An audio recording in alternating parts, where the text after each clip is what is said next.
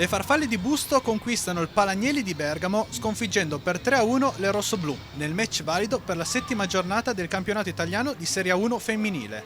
Ma nel prepartita i protagonisti sono i due allenatori.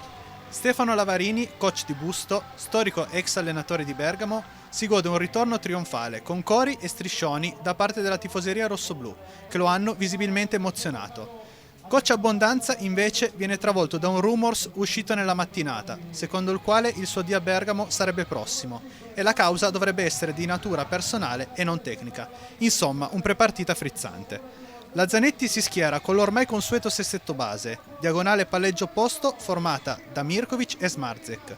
Al centro Olivotto e Melandri, in banda Mitchem e Samara, libero Imma Sirressi. Risponde coach Stefano Lavarini con la palleggiatrice Cumino, in sostituzione di Orro, infortunata il giorno prima alla caviglia, in diagonale con Löw, centrali Washington e Bonifacio, schiacciatrici Herboz e Gennari, libero la cinese Wang.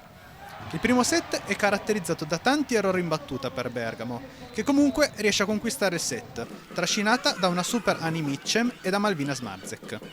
L'avvio della seconda ripresa è tirato e combattuto, fino all'entrata di Elbrira Bisi, che spacca il set e probabilmente la partita. Dal 16-14 di vantaggio rossoblù la situazione è ribaltata fino al 19-16, con un super turno in battuta della neoentrata albanese. Busto mantiene il vantaggio e conquista il set.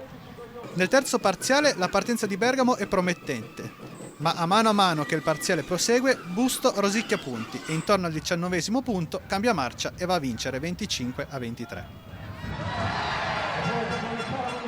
Nel quarto set le ragazze di coach Abbondanza sembrano scariche e prive di energie nervose, così Busto ha vita facile e conquista senza troppi problemi la ripresa e il match.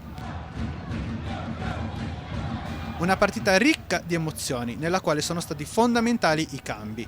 Infatti l'ingresso in campo di Bisi e Villani per Löw e Herboz ha dato la spinta decisiva alle farfalle per volare alto alla conquista dei 3 punti in palio quest'oggi. La prossima settimana la Zanetti Bergamo sarà impegnata al Mandela Forum contro il Bisonte Firenze, mentre le ragazze di coach Lavarini ospiteranno al Pala Yamamai le piemontesi della Bosca San Bernardo Cuneo, nell'anticipo del sabato sera.